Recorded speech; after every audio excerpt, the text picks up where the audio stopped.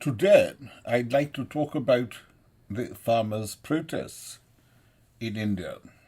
And let me begin by saying that this is something which has attracted international attention in Canada. Because Canada is not a provincial shithole, it is, in fact, international. And in Canada, you have a cabinet minister upon whom Pierre Trudeau relies, whose name is Harjit Singh Sanjan, who the rest of us have heard about. And, the fact is that Canada doesn't matter. It is, it's a place that people want to leave. Those who want to do well in life, who leave Canada. It's a shithole. I don't mean that it is economically a shithole. I just mean that it's shit. It's not America. And it's a very boring place to live. Of course, if you're a Sikh, like Harjit Singh Sanjan, or an Armenian nutter, third generation, who wants to go and bomb Turkish consulates, or in the case of the Sikhs, who did, they're very good people, and they were promised that for their very valorous and loyal service during the First World War, that they would receive land in Canada, empty land. And they went there. And then they faced, 20, 30 years of extraordinary discrimination. And I hesitate to use the word racial discrimination because, let's face it, most Punjabi Sikhs, Jats, they are a European, Indo-European speaking race. They have Caucasian features. They don't look like me. They speak a different language. They speak, the Punjabi language is similar. It is part of the same language group as German, as Greek, as English. And the British Empire, the British, when they turned up, they came into India through, because Britain was a great maritime power, and they came through Madras, where I come from, Tamil Nadu, and they're perfectly happy with very dark-skinned people like myself. In fact, they like them, because, dark-skinned people tend to have a good physique and, work hard, and Punjab came under their domination only because Maharaja Ranjit Singh, a great warrior, and, he had French, Napoleonic generals on his staff. But his own people were superb, and Ranjit Singh could have defeated the British and chased them out. The trouble is that the Punjab was divided against itself. And this really, at that time, it wasn't so much about religion. That was an undercurrent. And Ranjit Singh, Maharaja Ranjit Singh, and there are so many other people from the Punjab, from Sindh, from Kashmir, from Himachal, from Garhwal, from Uttar Pradesh, from Maharashtra. There are so many other dynasties, including the Mughal dynasty, which is of Turkic origin, purely Turkic, and I love Turks. Yeah, I love Turks. The Turks began according to the story of the Gok Turks, that they started off as slaves, just as the Jews were slaves in Egypt. And now you have three great religions: Christianity, Islam, and Judaism, obviously. But these are, and Moses is a prophet who is coming to these three religions. And the Jews, they say, yes, we were slaves. Yes, we were slaves. But that's why God chose us. Because we survived slavery, and we're still around. We've survived. And that's God. Who survive. And there is a Jewish identity, a European Jewish identity, now in 2020, despite the best efforts of Hitler and other such fucking worthless cunts. And when I say cunts, I'm referring to men, not women. It's not misogynistic if you refer only to men by these terms. Oh fuck, or maybe it is. Well, to be clear, I really like vaginas. I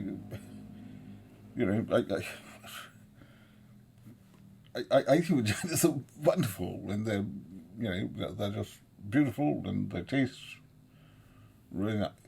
Oh fuck, I'm not allowed to say that either.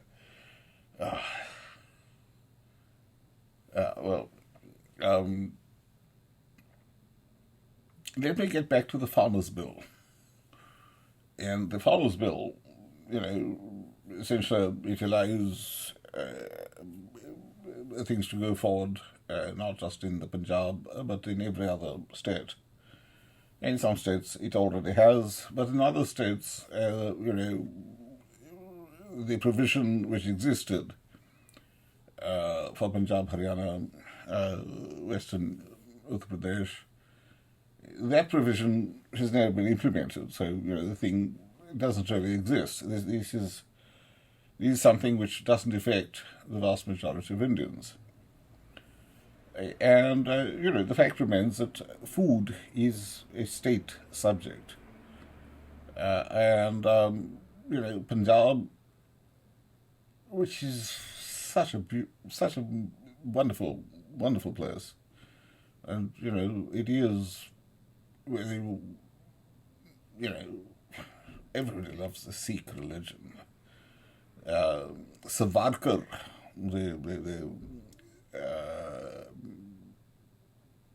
who is considered, V.D. Savarkar is considered a theorist of Hindutva.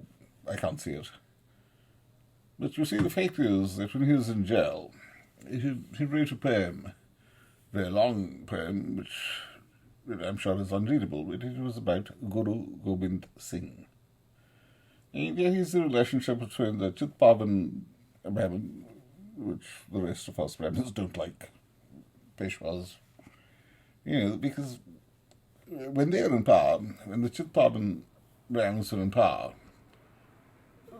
they raise questions about other people who were Brahmins, and being Brahmin means earning your livelihood by being priests. And they say, no, you're not a priest, and all your clients are the best. That's just wrong, because we're all doing the same job. And if you're not doing the job of a priest, you're not a Brahmin. You're a Brahmin Bandhu. You're connected to Brahmins, but you're not Brahmin. And I think that is fair enough.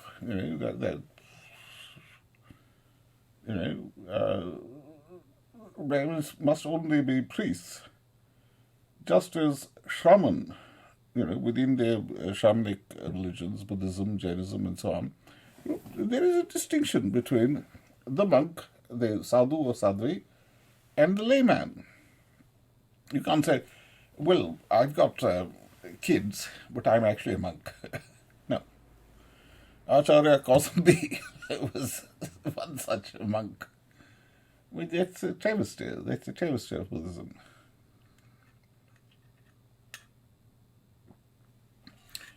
Anyway, we're talking about this farmer's bill, which, is going to hurt people who were on the government's titty. And they're going to say, government has taken the titty away. And it's very wrong. And you see, we represent the great mass of the Indian people, even though the number of beneficiaries is less than 1% of the population of India.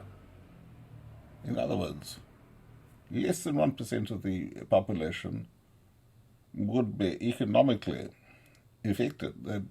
None of them would be hurt in their pocketbook if there was complete liberalization at this point. No MSP, nothing of that sort, nothing. No minimum support prices. And this is what the agitation is really about. They're saying, look, we're flexing our muscles. We can throttle commerce, which they could certainly have done 20 years ago, but not now. Now they're riding for a fall. Why? Because India has got no appetite to pay for these cunts. Why should we pay for the Sikhs? They have killed Hindus. They have killed Muslims. They have been nasty to their scheduled castes. And we see them in Delhi, we see them in other parts of India, and they are arrogant. And in international relations, who do they have in their corner? It is Pierre Trudeau, a worthless playboy, an utter cunt, who turns up in India with an entourage of terrorists. Captain Amarinder Singh, the Chief Minister of Punjab, the descendant, the current legitimate occupant of the throne of Patiala, one of the great states of the Pepsu of that area. Amarinder Singh would not meet Pierre Trudeau's cabinet chum. And Trudeau, Canada is shit. It is a small country, and it's, it's rubbish.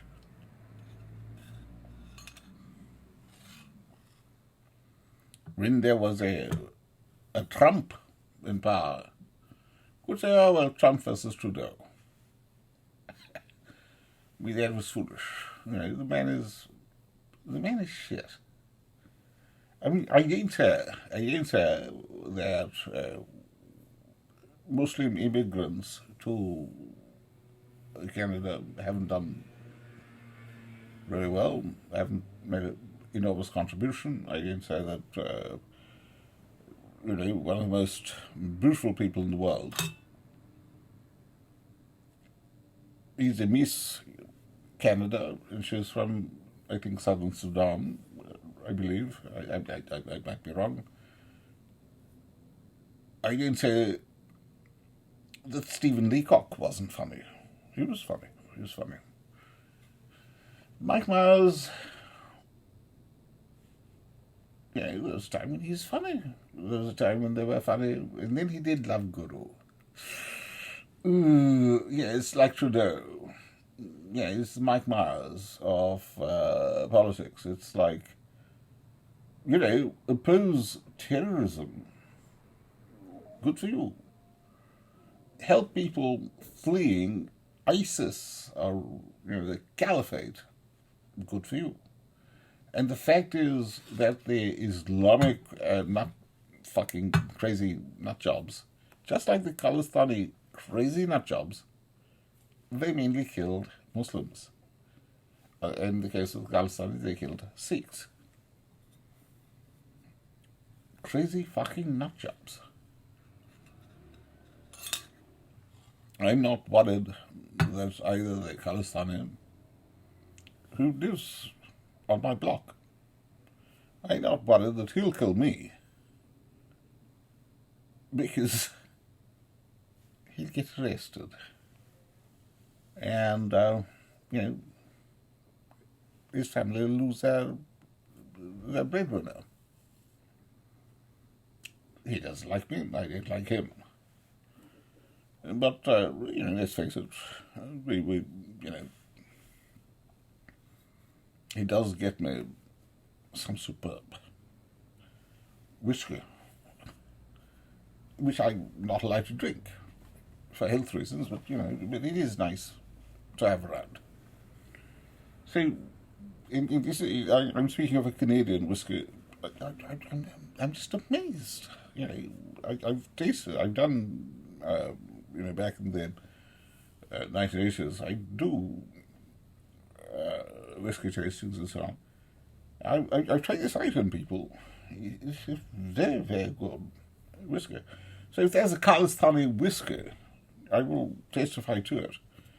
The thing is that Khalistan is not on the cards for Punjab because the numbers don't stack up. There has to be very major ethnic cleansing in Haryana, Uttar Pradesh, Delhi, and everywhere else. You have to chase every Sikh out of every other part of India, so that there could be a majority for a Khalistan, any independent Khalistan, which I must admit, it makes sense. It makes sense for the Hindu majority because Sikhs really do hate us. Kashmiris hate us. There is no love lost at all. And what the farmers' agitation, what it brings to the forefront, just like the anti-CAA agitation, what it brings to the forefront is the fact that Sikhs hate us. They want money from us, but they don't like us at all. They want to be separate. And the same is true of the anti-CAA agitation. We have a lot of elderly Muslim women saying, no, we don't want non-Muslim people coming into this country, escaping from Muslim ethnic cleansing. We don't want that because we want India to be a Muslim country where non-Muslims are persecuted.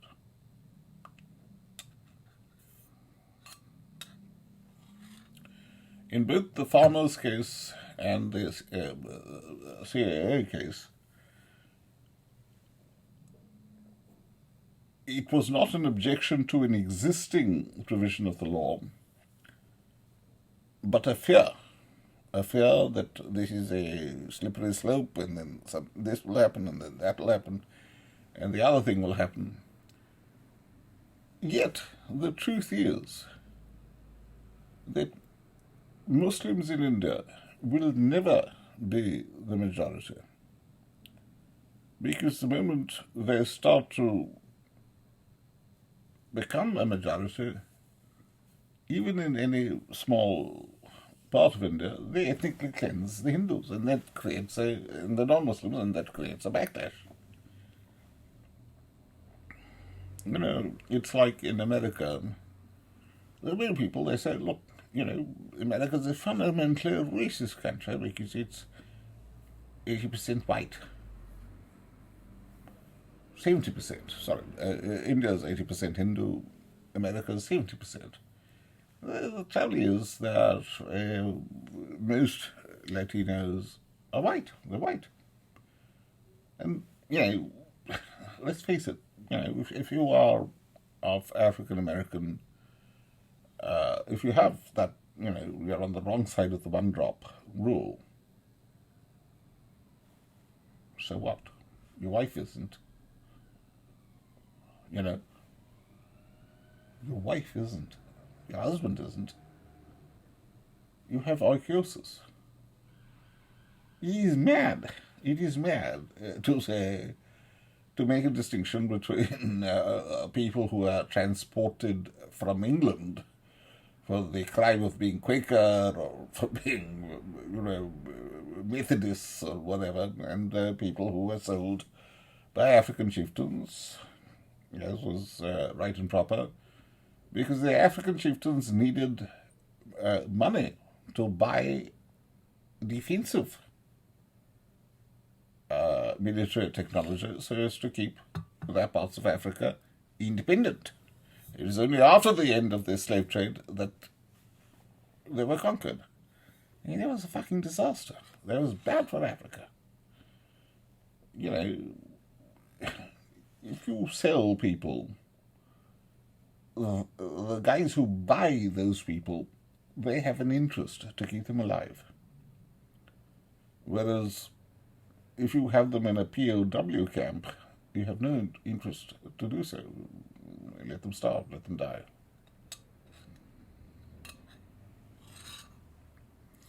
The other point is that, of course, because of the superb beauty of the West African, Angolan, Ghanaian, whatever, these people looked beautiful. And they had, I don't know whether they all were as good looking as they are now. I don't know. But according to such statistics as we have, they were taller, they were better looking, they were certainly very productive. But, they were on the losing side. They were the subject of slave raids. They were not able to protect themselves. And would they have been better off being trafficked to the east rather than to the west? I think the answer is no, because if you're trafficked to the east, if you're a man, splendid, well-muscled gentleman, they chop your bollocks off. You're a eunuch. You work in a harem. Which is cool, which is nice. I could work in a harem. I could do that. But, you don't have no kids. You don't have kids.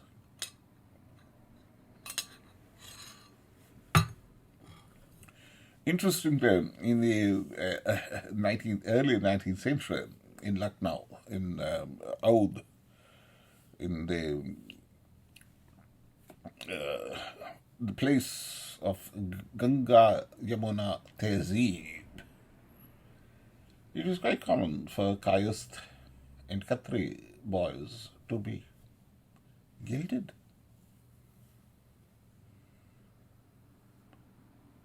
Their balls were chopped off. And as eunuchs, they served Shia families. And they would help enrich their own, Kayast or Khatri families, which is why it was a voluntary practice. And those people who speak of Ganga, Yamuna, Tehzeeb, they actually know this, some of them. Because they're historians, they know that it refers to chopping bollocks off. And guess who? Indira Gandhi. The moment she said, forcible sterilization It was at that moment that the dynasty became a concrete reality rather than an allegation. So, it's what politics is about is chopping goodies off. What politics is also about is protesting, saying, look, you're taking away the teat. I want the teat. Give me back the teat, you fucking whore. Mummy! You fucking whore. I will terrorize you. But in India, the farmers' agitation, it involves 2 million. 2 million middle-class people who, they're receiving money from the state and they employ other people, but those other people are Biharis. They are people who probably under COVID won't be coming to you anymore because the state will say, fuck off, we're going to do our procurement not from Punjab where the water level is sinking and we've got an ecological disaster. We'll get it from Bihar, we'll get it from Madhya Pradesh, we'll get it from elsewhere. Because, why pay people in Punjab to employ people from Bihar when you can just help the people of Bihar who, at that point, become BJP voters? The power of the centre in fiscal matters does matter.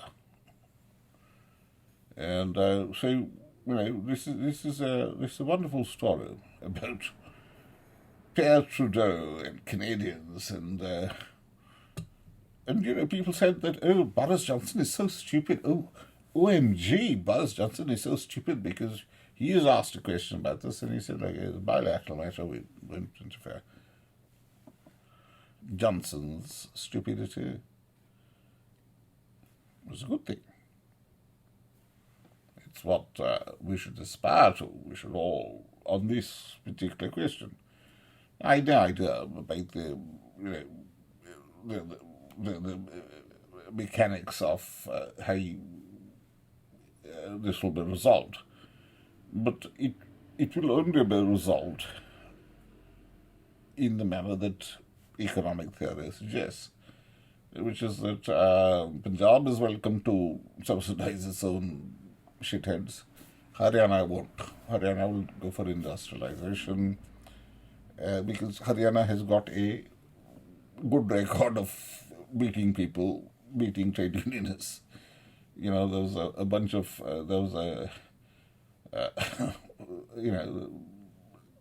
some stupid cunts went and beat up and killed and set fire to the HR manager in a factory. And, but the local people then beat the fuck out of them. And, they were fucked. You see, hooliganism, crime, can be curbed easily. It's like, the law may allow pedophiles to roam, right, according to the European Court of Human Rights. But I live down the road from a school, and it doesn't happen because they get their fucking head kicked in. It's a fucking working class neighborhood, isn't it? That's how things work. You see, Max Weber was wrong. The state does not have the monopoly of legitimate violence or coercive measures. Every state is founded upon the notion that every citizen has a legitimate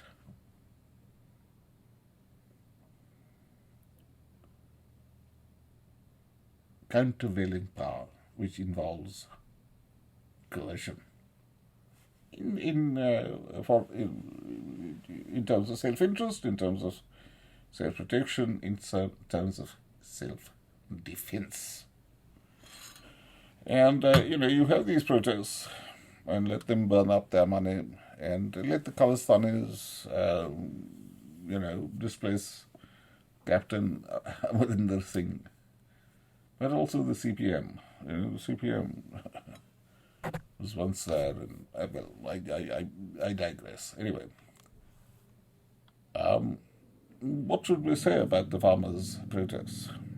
Well, exactly the same thing that was said about the anti-CAA protests, which is that first, the Muslims identify themselves as against allowing non-Muslims to escape.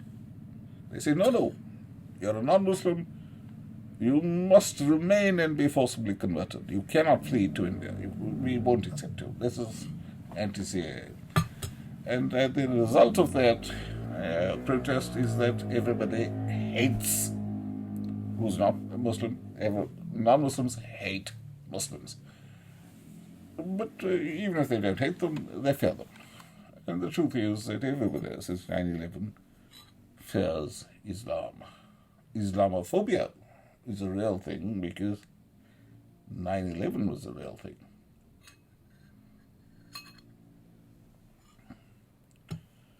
But with the farmers,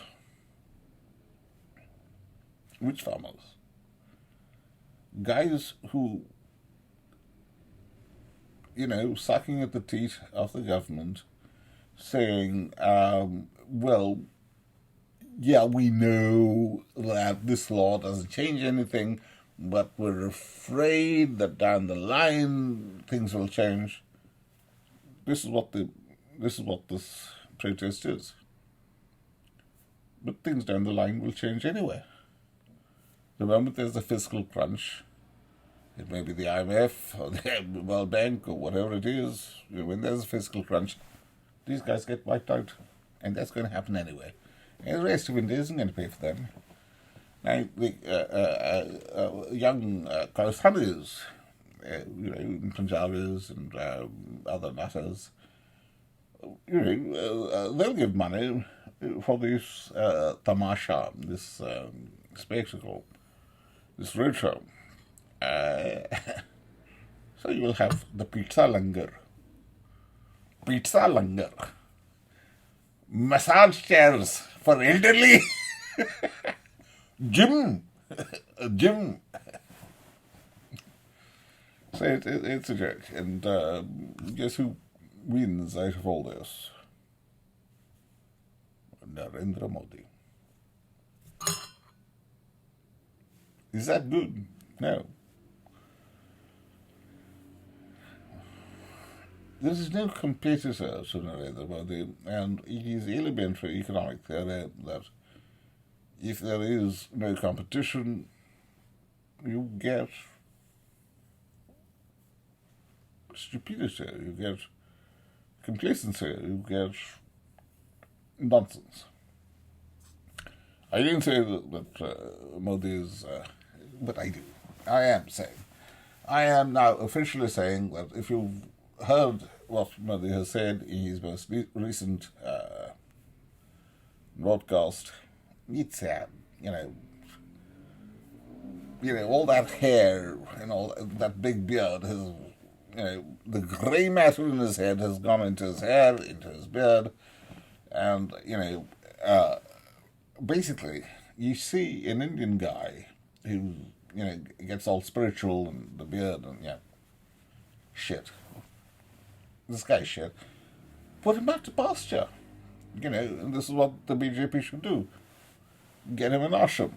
Say, go and sit on top of a Himalaya and meditate and pontificate. But still, he's had a good run.